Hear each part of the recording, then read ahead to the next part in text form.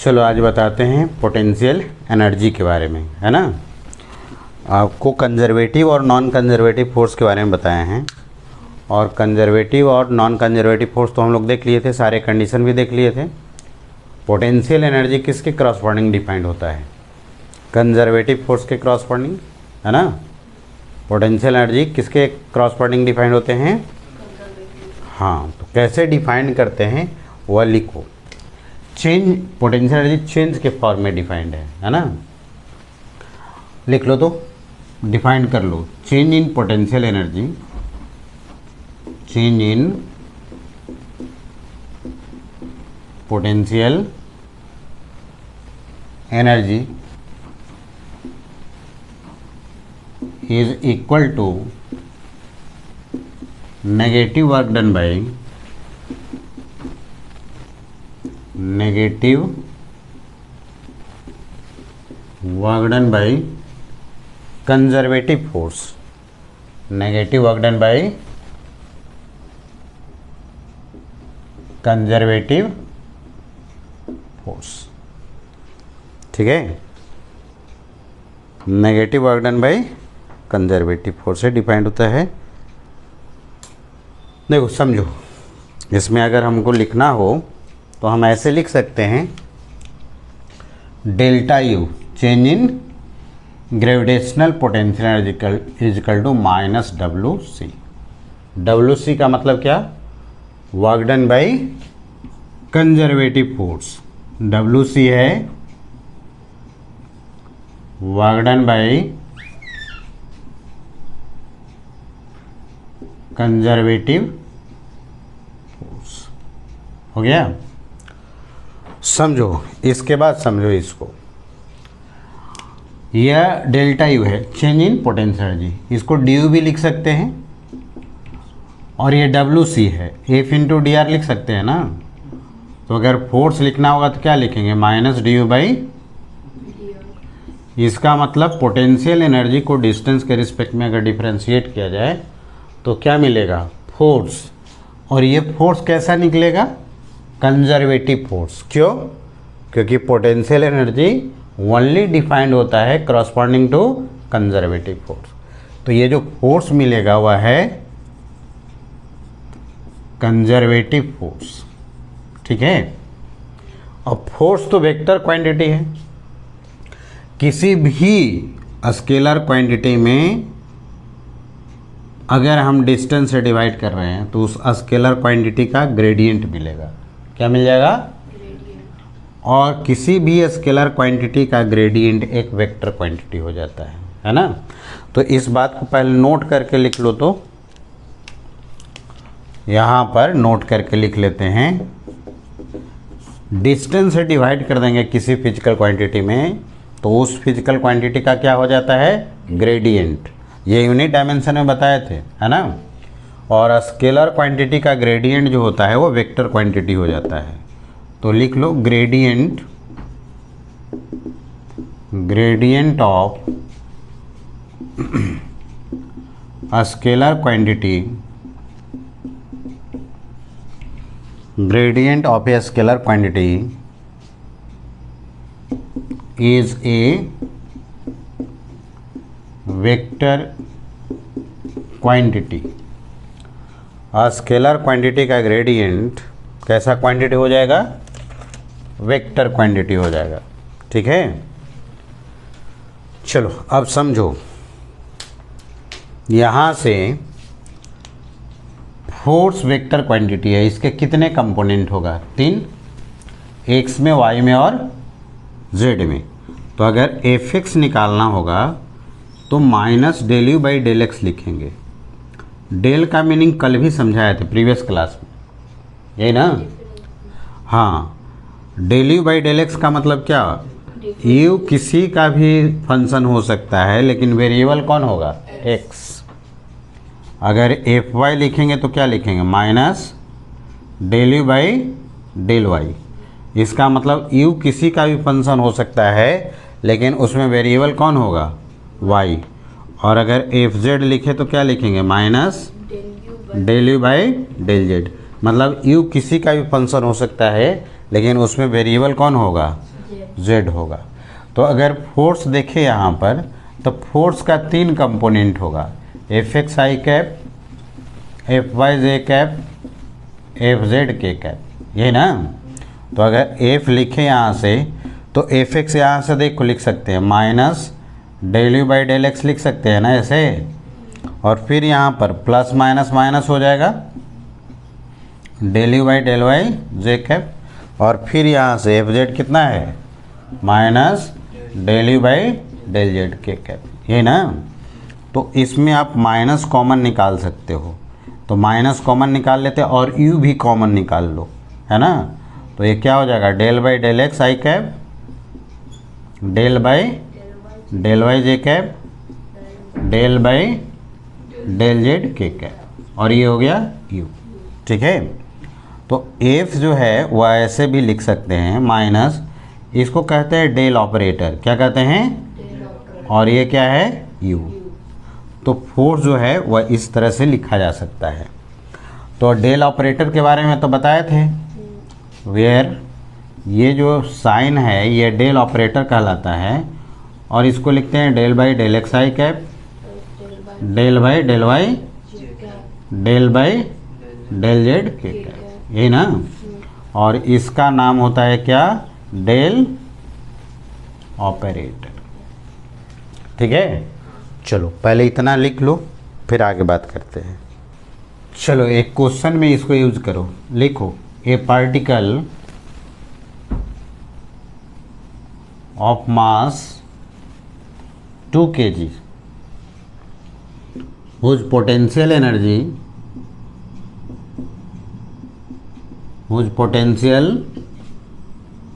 energy vary with time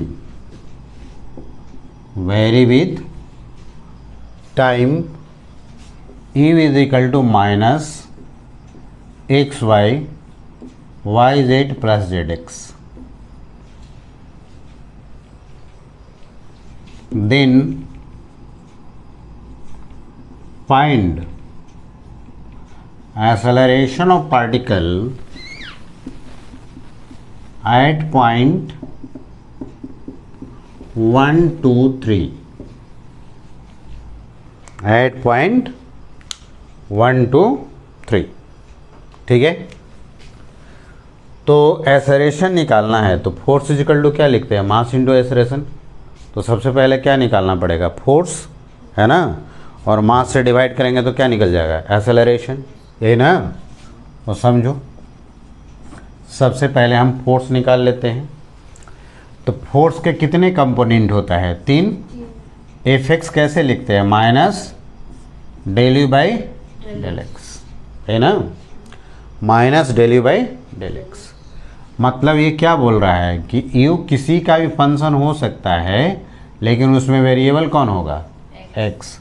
चलो तो इसको डिफरेंशिएट करते हैं, यहाँ भी माइनस है, इधर भी माइनस, माइनस माइनस क्या हो जाएगा, प्लस हो जाएगा। अब इसको डिफरेंशिएट कर देते हैं, तो देखो x इंटू वाई है, तो y कांस्टेंट हो जाएगा, x क्या होगा, वेरिएबल ना।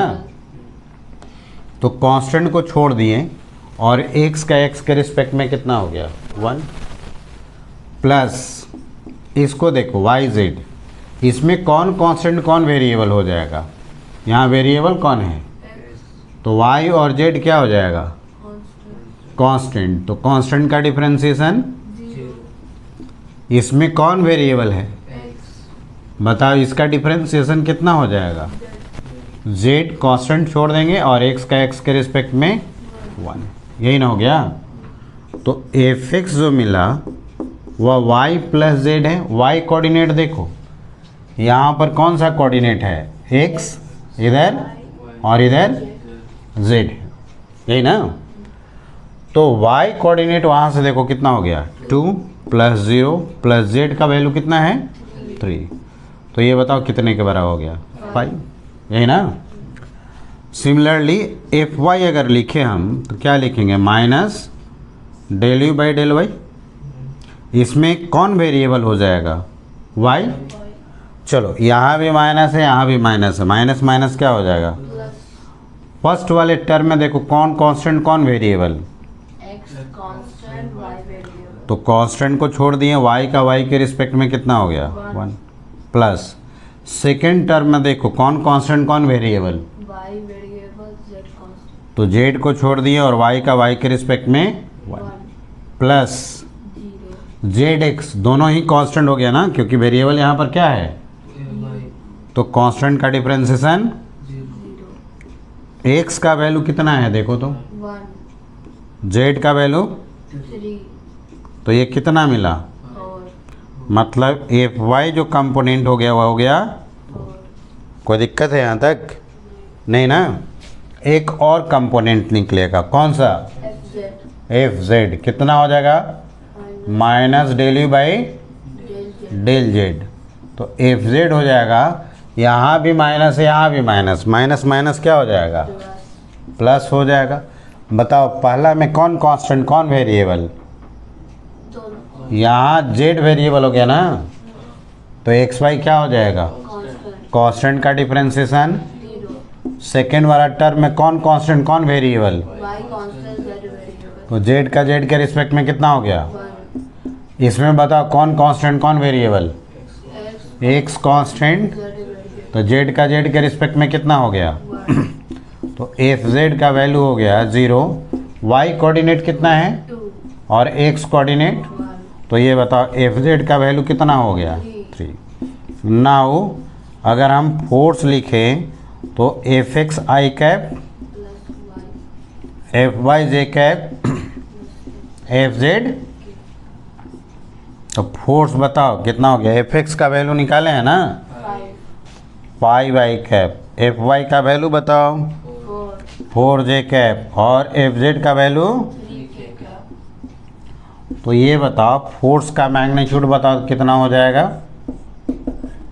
आई का कोफिशिएंट का स्क्वायर, 25 जे का कोफिशिएंट का स्क्वायर, के का कोफिशिएंट का स्क्वायर, कितना हो जाएगा 25 प्लस 16 प्लस 9 कितना हो गया अंडर रूट 50, तो इसको और क्या लिख सकते हैं 25 इंटू 2 लिख सकते हैं ना, मतलब 5 तो ये तो फोर्स निकल गया, हमें निकालना था क्या, एक्सेलरेशन कैसे निकलेगा बताओ, mass mass into acceleration is equal to 5√2, mass कितना दिया हुआ है 2 kg और एक्सेलरेशन निकालना है तो 5√2 हो गया।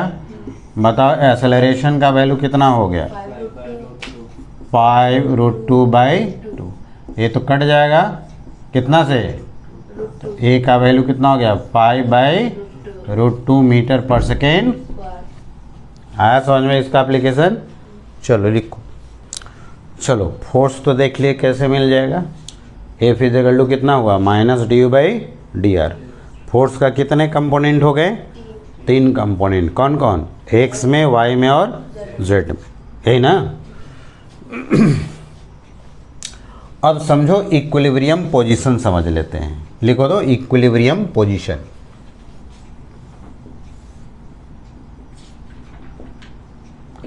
इक्विलिब्रियम पोजीशन, इक्विलिब्रियम पोजीशन किसको कहेंगे, तो वैसा पोजीशन जहाँ पर नेट फोर्स और नेट टॉर्क का वैल्यू 0 हो जाए, तो वैसे पोजीशन का नाम होता है इक्विलिब्रियम पोजीशन। तो लिखो इसको, द पोजीशन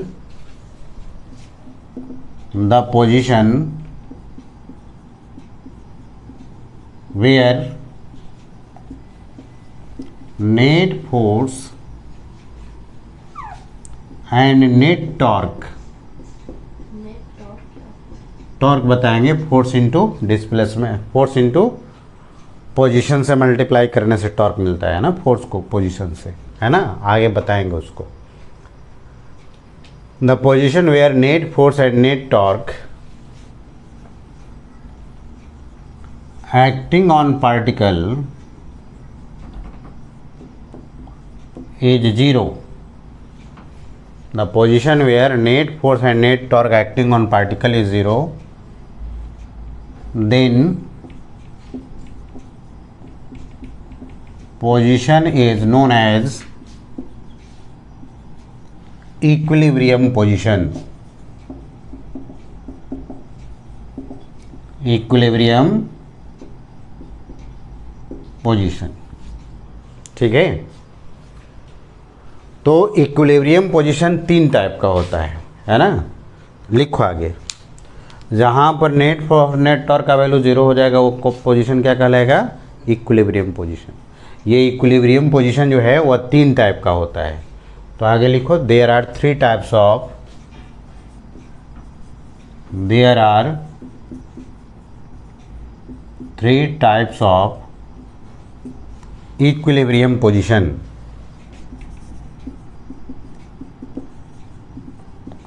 इक्विलिब्रियम पोजीशन 3 तरह का होता है। फर्स्ट में लिखना stable equilibrium, stable equilibrium. Second में अनस्टेबल इक्विलिब्रियम, और थर्ड में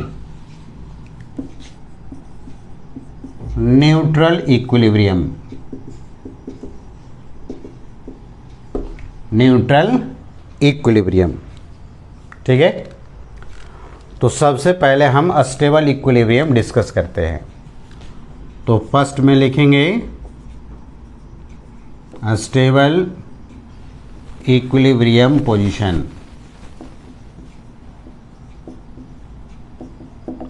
तो इक्विलिब्रियम पोजीशन बोल ही दिए, इसका मतलब नेट फोर्स और नेट टॉर्क का वैल्यू क्या हो जाएगा, 0। लेकिन जहाँ पर पोटेंशियल एनर्जी का वैल्यू मिनिमम हो जाएगा, जैसे देखो यहाँ पर ऐसे मान लो सरफेस है और यहाँ पर ऐसे है ना बाउल, तो हाइट बढ़ने से पोटेंशियल एनर्जी बढ़ता है, हाइट घटने से पोटेंशियल एनर्जी घटता है। तो अगर हम एक ब्लॉक को यहाँ रख दें तो इसका पोजीशन तो सबसे मिनिमम होगा, तो वैसा और इक्विलिब्रियम में होगा क्योंकि नेट फोर्स 0 लगेगा, क्योंकि नॉर्मल ऐसे लगेंगे ना, अब वेट फोर्स किधर लगेगा, डाउनवर्ड, ठीक है। तो यहाँ पर नेट फोर्स क्या हो जा रहा है, 0, that is a equilibrium position है। तो वैसा इक्विलिब्रियम पोजीशन जहाँ पर पोटेंशियल एनर्जी का वैल्यू मिनिमम हो जाता है, वैसे इक्विलिब्रियम पोजीशन का नाम रखा गया है स्टेबल इक्विलिब्रियम पोजीशन, है ना। लिखो, the equilibrium position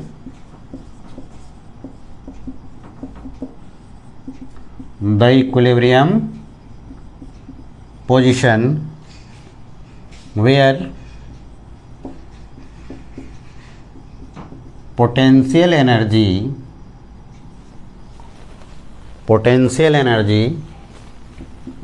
is minimum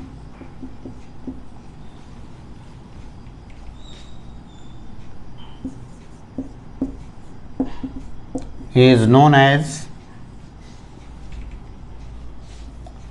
a stable equilibrium position, a stable equilibrium position। Figure भी बना लेना है, हो गया। अच्छा, इसमें और पॉइंट करके हम लोग लिखेंगे, थोड़ा समझ लो फिर लिख लेना। जैसे मान लो ये ब्लॉक को स्लाइटली यहाँ से डिस्प्लेस कर दिए और छोड़ दिए, जब डिस्प्लेस करके छोड़ देंगे तो रीस्टोरिंग फोर्स लगेगा ना। रीस्टोरिंग फोर्स उस फोर्स को कहते हैं जो कि डिस्प्लेस किए हुए ऑब्जेक्ट को फिर से अपना ओरिजिनल पोजीशन में लाता है। उस फोर्स का नाम क्या होता है, रीस्टोरिंग फोर्स। जैसे यहाँ पर ब्लॉक को यहाँ पर डिस्प्लेस करके छोड़ देंगे, है ना, तो ये जो फोर्स लगेगा mg का एक प्रोजेक्शन इधर की ओर, वह उस ब्लॉक को यहाँ पर लाएगा ना। तो वैसा equilibrium position, stable equilibrium position, वैसा इक्विलिब्रियम पोजीशन होता है जहाँ से अगर ब्लॉक को स्लाइटली डिस्प्लेस करके छोड़ देंगे तो उस पर रीस्टोरिंग फोर्स लगेगा और डिस्प्लेस किया हुआ ऑब्जेक्ट अपना ओरिजिनल पोजीशन को एक्वायर करेगा, है ना।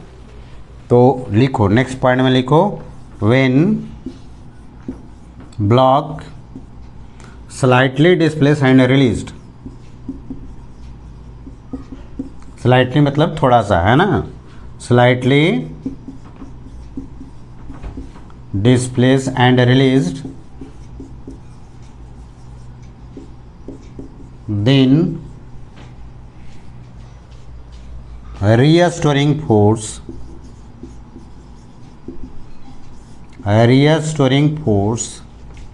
acting on the block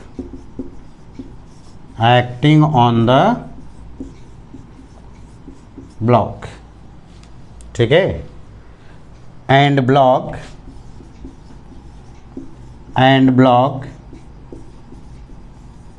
regain its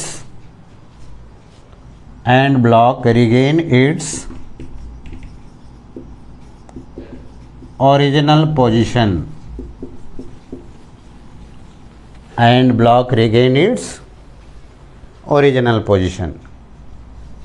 ठीक है। तो देखो, अगर ये ब्लॉक को स्लाइटली डिस्प्लेस कर दिए तो यहाँ से रिलीज करेंगे, इधर जाएगा, फिर ऐसे जाएगा, ऐसे जाएगा, ऐसे जाएगा, तो इसको सिंपल हार्मोनिक मोशन कहते हैं। ऐसा मोशन को क्या कहते हैं? इसका मतलब स्टेबल इक्विलिब्रियम पोजीशन के अबाउट ब्लॉक जो है परफॉर्म कर सकता है। कौन सा मोशन? सिंपल हार्मोनिक मोशन, है ना। लिखो, about this equilibrium position, about this equilibrium position block can perform SHM simple harmonic motion। ठीक है, आ रही बात समझ में? अब इसका मैथमेटिक्स समझ लो, मिटा दे इसको। लिखो, कंडीशन फॉर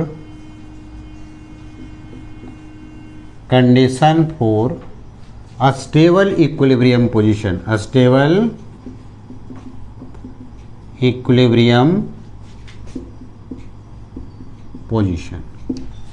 क्या कंडीशन होगा स्टेबल इक्विलिब्रियम पोजीशन के लिए? तो पहला तो कंडीशन होगा कि नेट फोर्स का वैल्यू क्या हो जाना चाहिए? ज़ीरो। फोर्स ज़ीरो होने का मतलब फोर्स को कैसे लिखते हैं? Minus D U by D R या डी एक्स। मान लो एक्स के तरफ है तो आर के जगह पर एक्स लिख सकते हैं। D U by D x zero होना चाहिए, तो माइनस को हटा सकते हो, क्या लिख सकते हैं? डी यू बाई, या फोर्स है तो फोर्स को जीरो कर देना, या फिर मान लो एनर्जी पोटेंशियल एनर्जी दिया है तो उसको डिफरेंशिएट करके ज़ीरो कर देंगे। ठीक है, पहला कंडीशन हुआ। दूसरा कंडीशन, पोटेंशियल एनर्जी कैसा होना चाहिए? पोटेंशियल एनर्जी कैसा होना चाहिए? मिनिमम या मैक्सिमम? इस जगह पर मिनिमम। तो मिनिमम के लिए कंडीशन बताए थे, मैक्सिमम मिनिमम याद करो। मिनिमम के लिए डबल डिफरेंशिएशन का साइन क्या होता है? पॉजिटिव कि नेगेटिव? याद करो, बताए थे, पॉजिटिव होता है ना। तो पहला तो हो गया कि फोर्स ज़ीरो करोगे या फिर D U by D x zero कर देंगे, है ना। और दूसरा कंडीशन हुआ कि डबल डिफरेंशिएशन जो होगा पोटेंशियल एनर्जी का वह कैसा होगा? पॉजिटिव होगा। तो जिस पोजीशन पर डबल डिफरेंशिएशन पोटेंशियल एनर्जी का पॉजिटिव होगा उसी पोजीशन पर कैसा इक्विलिब्रियम होगा? स्टेबल इक्विलिब्रियम होगा। आया समझ में? चलो, तो ये दोनों मैथमेटिक्स याद रखना, यह स्टेबल इक्विलिब्रियम का कंडीशन हो गया। चलो, हम कंडीशन देख लिए ना, किसका? स्टेबल इक्विलिब्रियम का पोजीशन का। अब सेकंड में हम लोग लिखते हैं अनस्टेबल इक्विलिब्रियम पोजीशन। लिखो, unstable equilibrium position, unstable equilibrium position. वैसा इक्विलिब्रियम पोजीशन जहाँ पर पोटेंशियल एनर्जी मैक्सिमम होगा, वैसे इक्विलिब्रियम पोजीशन का नाम होता है अनस्टेबल इक्विलिब्रियम पोजीशन। लिखो, the equilibrium position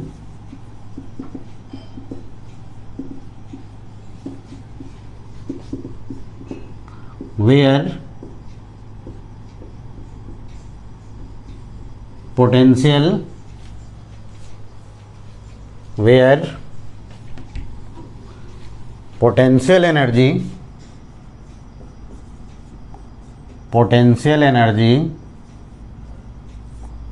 is maximum. Potential energy is maximum, then that equilibrium position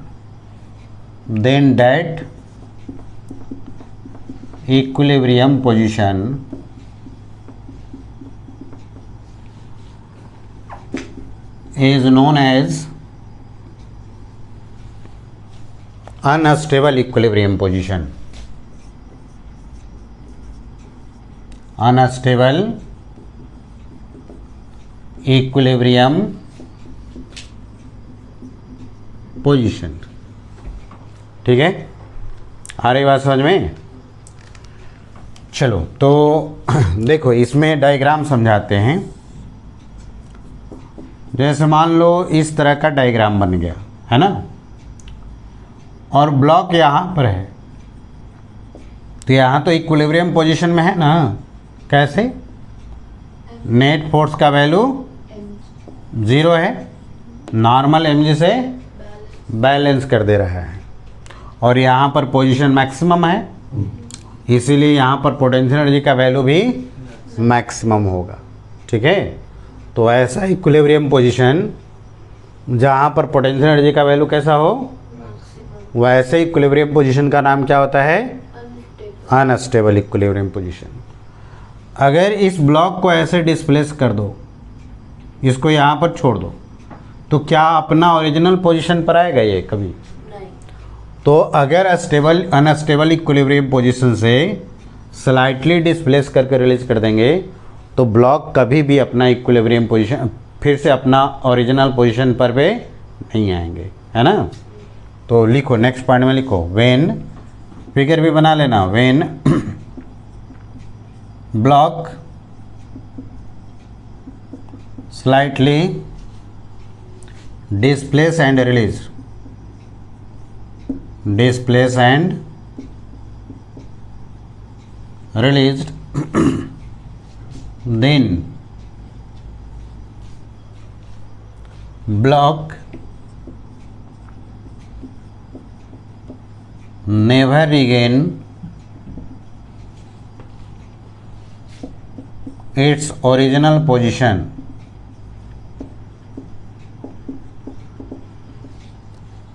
ठीक है, तो सिंपल हार्मोनिक मोशन होने का कोई सवाल ही नहीं पैदा होता है। लिखो, block does not perform SHM about this equilibrium position. इस इक्विलिब्रियम पोजीशन के about block simple harmonic motion perform नहीं करेंगे, है ना। इसका कंडीशन लिख लो, लिखो condition for unstable equilibrium position. Condition for unstable equilibrium position. ठीक है, तो पहला तो फोर्स 0 होना चाहिए। फोर्स 0 होने का मतलब क्या? du/dx का वैल्यू 0। आज सेकेंड में पोटेंशियल एनर्जी मैक्सिमम होना चाहिए, तो डबल डिफरेंशिएशन का साइन क्या होना चाहिए? नेगेटिव होना चाहिए। तो ये दोनों कंडीशन मैच करेगा जिस पोजीशन पर, वह कैसा इक्विलिब्रियम पोजीशन कहलाएगा? अनस्टेबल। तो ये दोनों कंडीशन लिख लो। चलो थर्ड में लिखते हैं neutral equilibrium position. Neutral equilibrium position. Neutral equilibrium position लिखो, the equilibrium position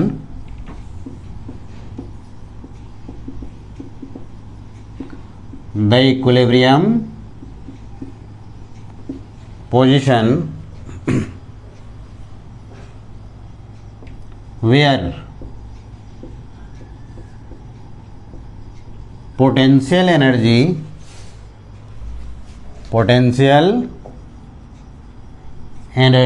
is neither maximum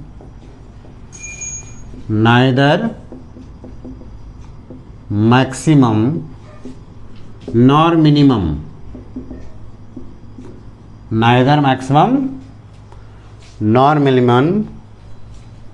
then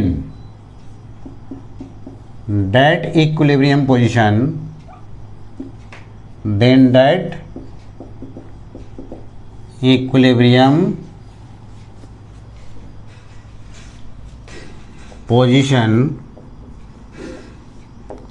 is neutral equilibrium position. देखो यहाँ पर समझो, जैसे मान लो यहाँ पर कोई ब्लॉक रख दिए, तो यहाँ तो पोजीशन ना तो मिनिमम है ना तो मैक्सिमम है ना, तो ये न्यूट्रल इक्विलिब्रियम पोजीशन में हुआ। इसको मान लो ब्लॉक को यहाँ से डिस्प्लेस करके यहाँ रख दो, तो जहाँ डिस्प्लेस करके रख दोगे वहीं पर रह जाएगा, तो उसका कैसा इक्विलिब्रियम पोजीशन कहलाएगा, न्यूट्रल, है ना। तो नेक्स्ट पॉइंट करके लिखेंगे, ये फिगर बनाना जरूरी है, लिख लो। If block displace and release, displaced and released, then block remain at displaced position,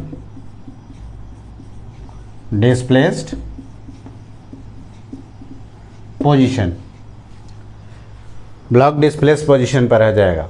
simple harmonic motion करेगा कि नहीं करेगा। Block does not perform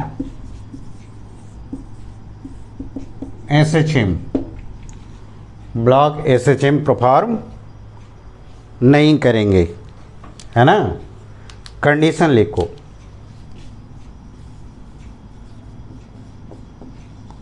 condition for neutral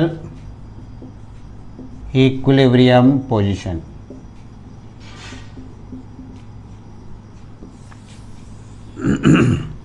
पहला लिखोगे फोर्स तो जीरो होना ही चाहिए, मतलब du/dx का वैल्यू क्या होना चाहिए, जीरो।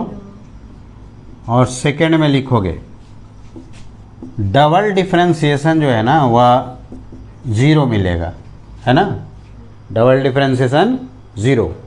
तो potential energy neither maximum nor minimum, है ना।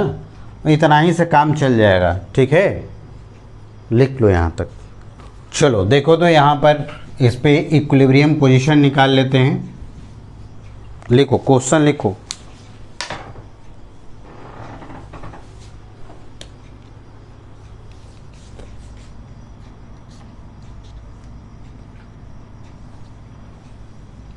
क्वेश्चन लिख लो, पोटेंशियल एनर्जी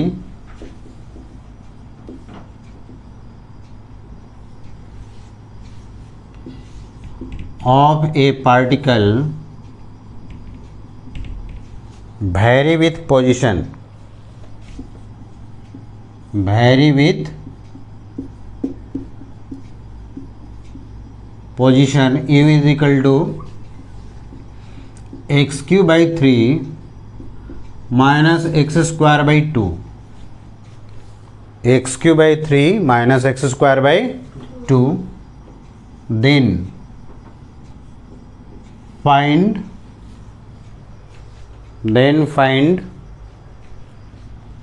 equilibrium position,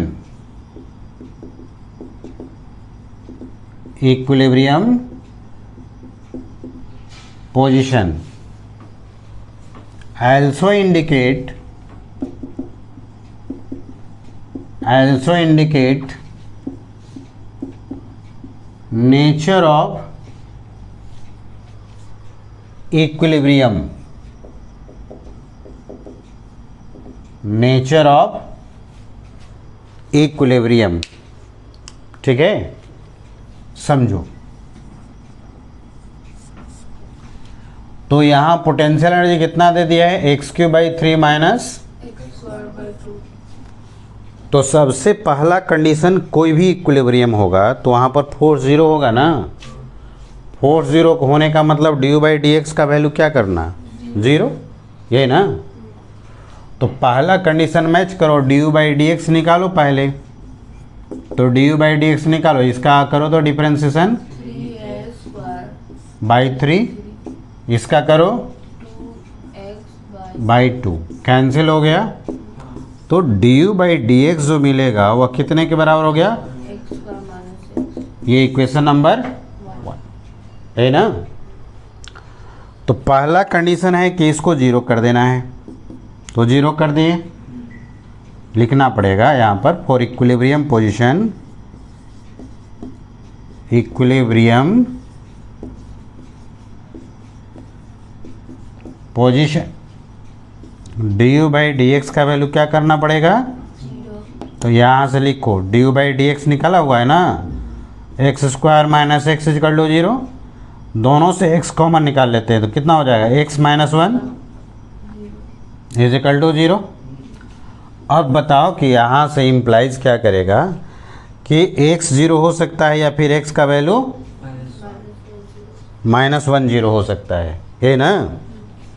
तो ये इम्प्लाइज करेगा या तो x 0 होगा और x - 1 0 होगा, क्योंकि राइट साइड 0 है तो लेफ्ट साइड 0 होना चाहिए।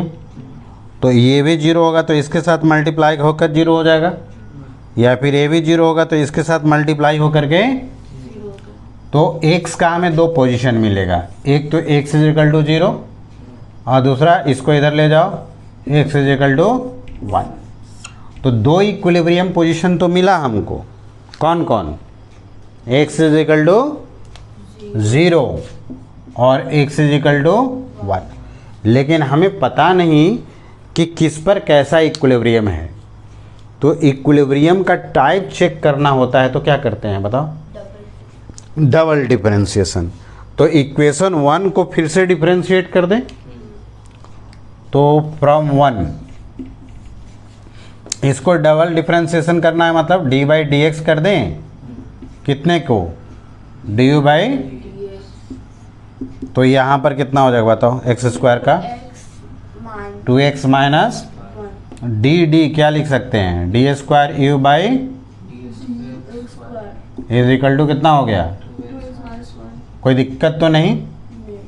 अब चेक करो कि कौन सा पोजीशन पर कैसा इक्विलिब्रियम होगा, है ना।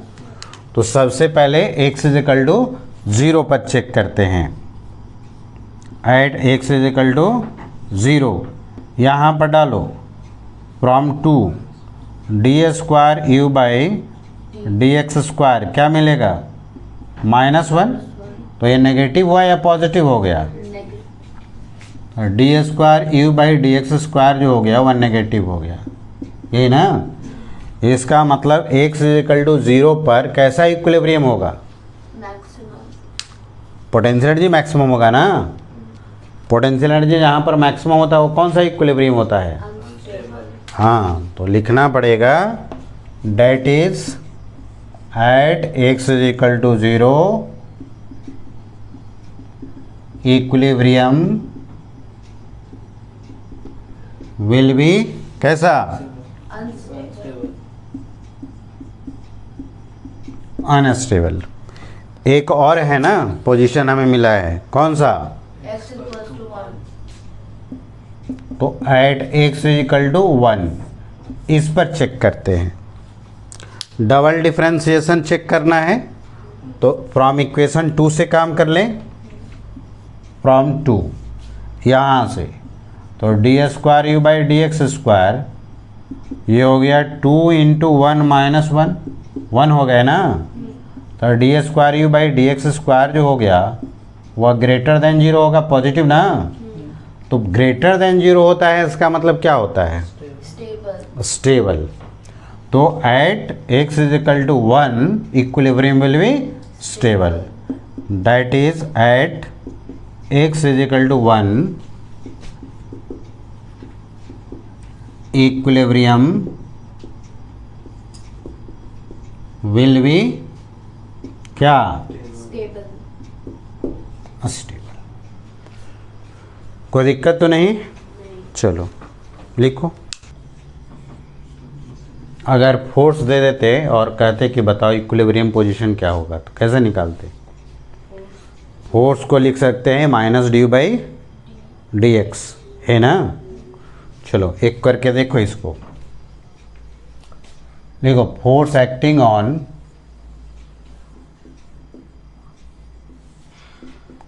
Particle vary with position, vary with x is equal to minus x square plus x, then find equilibrium position.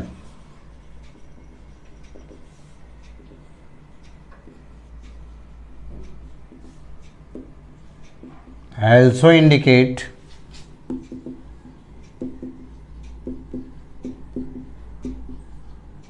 types of equilibrium position. Also find types of equilibrium position. तो समझो इसको, solution समझो। Force कितना दिया है? Minus x square plus x. तो equilibrium position के लिए एफ का वैल्यू क्या होना चाहिए? 0। तो इक्विलिब्रियम पोजीशन, अब फोर्स को क्या लिख सकते हैं? Minus D by D x. कितने के बराबर हो जाएगा? Minus x square plus x. Minus दोनों साइड से कॉमन ले लो, कितना हो जाएगा? Minus x square minus x, ये कैंसिल हो गया। तो डी बाई डी एक्स निकाल लिए ना, कितना? एक्स स्क्वायर माइनस एक्स, है ना? तो फॉर इक्विलिब्रियम पोजीशन फिर से लगता है कि वही इक्वेशन आ गया ना पोटेंशियल एनर्जी का, जो अभी प्रॉब्लम दिए थे। तो फिर से प्रोसेस क्या हो जाएगा? सेम है, समझ में ना? तो अच्छा कर भी लो। फॉर इक्विलिब्रियम पोजीशन क्या करेंगे? डी बाई डी एक्स का वैल्यू 0, तो इसको 0 कर दो। तो यहाँ x कॉमन निकाल सकते हैं ना, तो इसका 0 का मतलब either x is equal to 0 और X equals to 1. अभी तो इसको किए थे। चलो, किस पर कैसा इक्विलिब्रियम पोजीशन मिलेगा?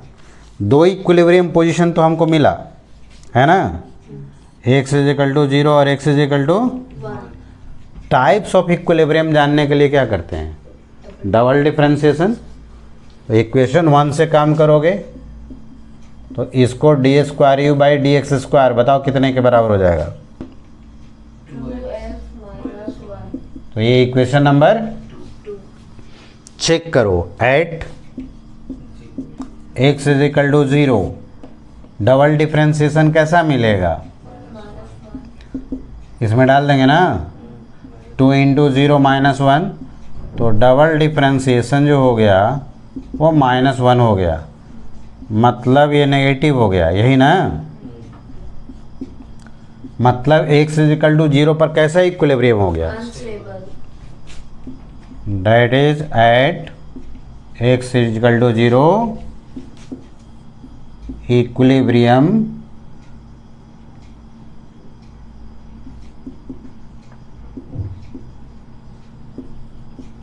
विल बी क्या? Unstable. अनस्टेबल। ठीक है, एक और पोजीशन है, चेक करो उस पर भी। X equals to हाँ, at x is equal to 1। देखो डबल डिफरेंशिएशन यहाँ से देखो, d square u by D x square कितने के बराबर हो जाएगा? रखो 2 इंटू 1 माइनस 1, 1 ना? तो ये पॉजिटिव हो गया कि नेगेटिव हो गया? पॉजिटिव। मतलब x इजिकल टू 1 पर कैसा इक्विलिब्रियम? स्टेबल। तो लिखना पड़ेगा that is at x is equal to 1 equilibrium will be क्या? स्टेबल। हो गए? लिखो इसको। चलो अब ग्राफ से समझते हैं इक्विलिब्रियम पोजीशन, है ना? तो ग्राफ दिया हुआ रहेगा कभी कभी, देखो समझो। जैसे इधर हो गया फोर्स और इधर हो गया डिस्प्लेसमेंट, है ना? और यहाँ पर एक ऐसे ग्राफ दे दिया है, ए बी सी 3 पॉइंट दिए हुए हैं। कहते हैं बताओ किस पोजीशन पर इक्विलिब्रियम पोजीशन होगा, कौन सा पॉइंट पर इक्विलिब्रियम पोजीशन होगा और किस टाइप का इक्विलिब्रियम पोजीशन होगा, है ना? लिखो, इंडिकेट, क्वेश्चन लिखो तो indicate the point where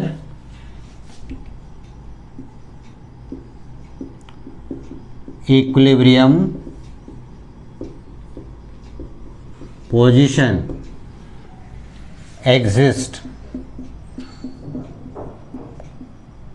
Also indicate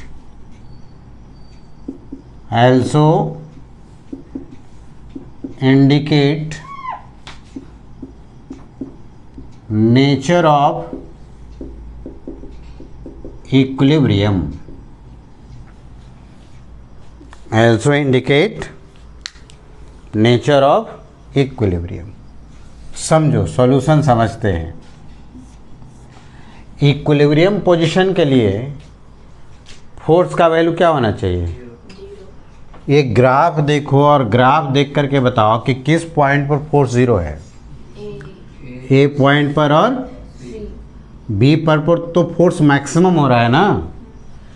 तो इक्विलिब्रियम पोजीशन दो हो गए, ए और सी, है ना? तो लिखना पड़ेगा ना, at a and c force is zero, so A and C are equilibrium position। कोई दिक्कत नहीं ना? अब हम देखते हैं A पॉइंट पर किस टाइप का इक्विलिब्रियम होगा, है ना?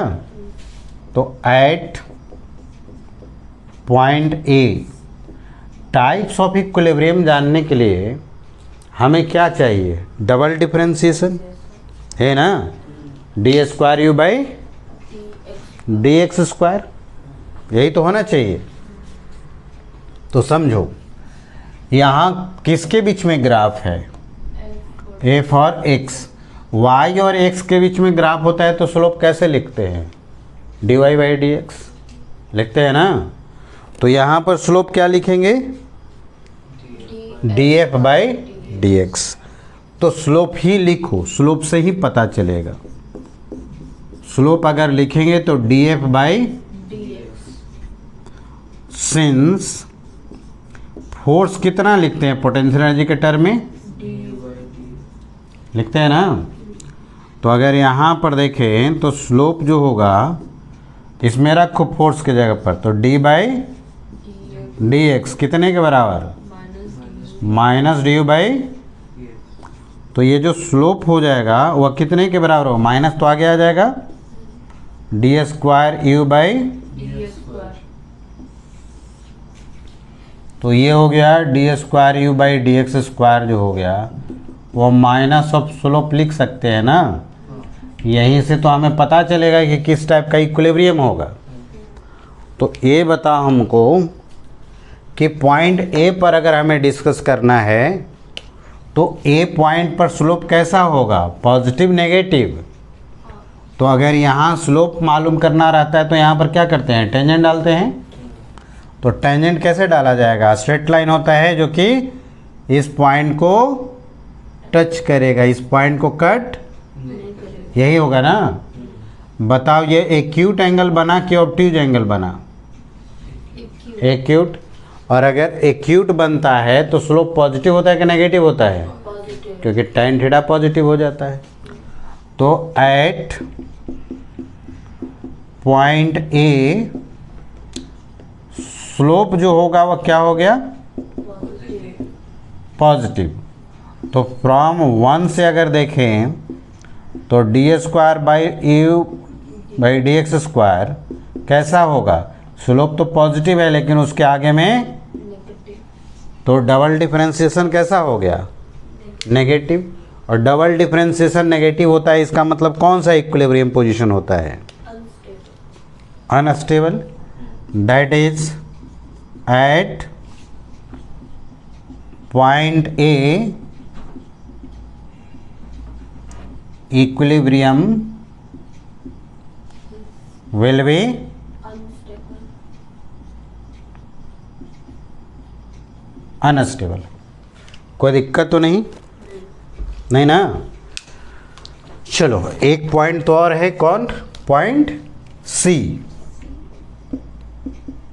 एट पॉइंट सी बताओ यहाँ स्लोप कैसा होगा?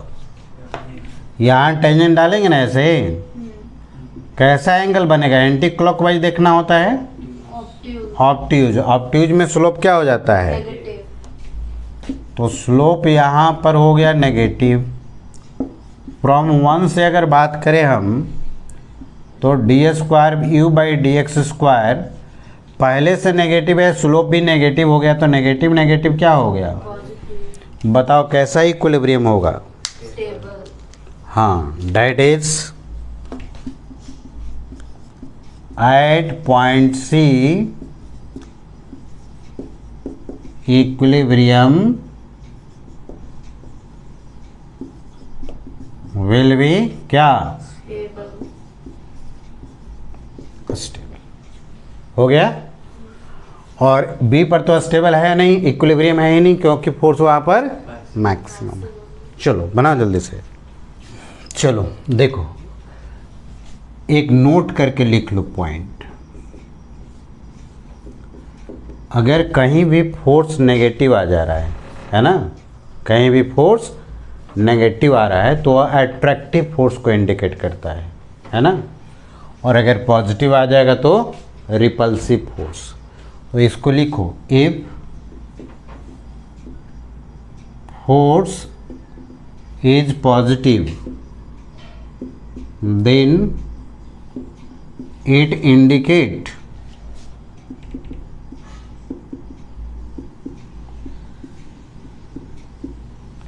repulsive force, repulsive force। और अगर force is negative then it indicate attractive force, attractive force। ठीक है। तो समझो यहाँ पर एक क्वेश्चन देते हैं, लिखो indicate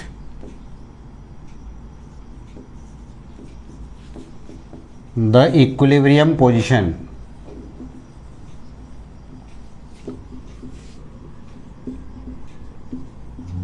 also indicate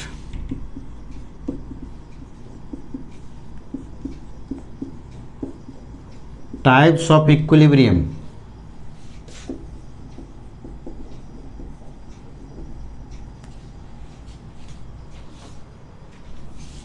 and nature of force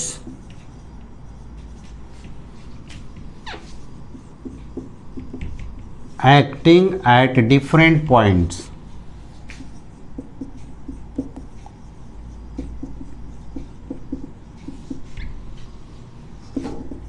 in the given graph,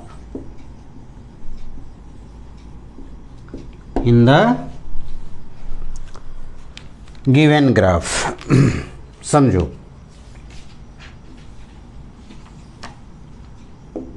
इधर फोर्स हो गया और इधर ऐसा करो, फोर्स तो दे ही दिए थे, पोटेंशियल एनर्जी और पोजीशन के बीच में दे देते हैं। बताओ इसमें कहाँ पर इक्विलिब्रियम हो रहा है? ए और सी पर फोर्स का इक्वेशन है। हाँ तो बी बी पर क्यों? क्यों मैक्सिमम मैक्सिमम है। क्या मैक्सिमम है? क्या बी मैक्सिमम? पोटेंशियल हाँ, फोर्स हम बताए थे ए फिजिकल टू क्या, minus D U by D X, और D U by D X इस ग्राफ का क्या होगा, स्लोप है ना। तो ये बताओ कि स्लोप जो है इस ग्राफ का कहाँ पर जीरो होगा। सभी पॉइंट पर हम चेक कर देते हैं। एट पॉइंट ए पॉइंट पर देखो स्लोप क्या हो जाएगा, स्लोप जो होगा वही तो D U by D x होगा। तो यहाँ पर स्लोप कैसा होगा, पॉजिटिव या नेगेटिव? पॉजिटिव। तो इसके आगे नेगेटिव है और ये हो गया पॉजिटिव, है ना। तो पॉजिटिव इंटू नेगेटिव क्या हो जाएगा, नेगेटिव तो फोर्स तो यहाँ पर नेगेटिव हो गया, तो यहाँ पर फोर्स जीरो हुआ। नहीं कैसा फोर्स ये इंडिकेट कर रहा है? इफ नेगेटिव होता है तो कैसा फोर्स इंडिकेट होता है? Attractive attractive. That is at point a attractive force act, attractive force act हो गया। चलो बी पॉइंट पर देखते हैं। एट पॉइंट बी फोर्स बताओ, माइनस स्लोप, तो यहाँ स्लोप कितना हो जाएगा, ऐसे टेंजेंट डालेंगे ना, तो ये तो इसके पैरेलल हो गया, तो एंगल कितना बन गया, जीरो, टेन जीरो जीरो हो गया ना, मतलब स्लोप जीरो हो गया, D U by D x zero हो गया। तो यहाँ पर जीरो हो गया तो मल्टीप्लाई करोगे तो फोर्स जीरो हो गया ना। फोर्स जीरो होने का मतलब इक्विलिब्रियम पोजीशन है, और यहाँ पोटेंशियल एनर्जी कैसा है, मैक्सिमम। तो यहाँ पर पोटेंशियल एनर्जी है मैक्सिमम, तो ये तो इक्विलिब्रियम पोजीशन है। कैसा इक्विलिब्रियम पोजीशन है, जहाँ पर पोटेंशियल एनर्जी मैक्सिमम होता है, वैसा कौन सा इक्विलिब्रियम पोजीशन है? हाँ, अनस्टेबल। तो लिखेंगे that is at point b equilibrium will be क्या, अनस्टेबल अनस्टेबल।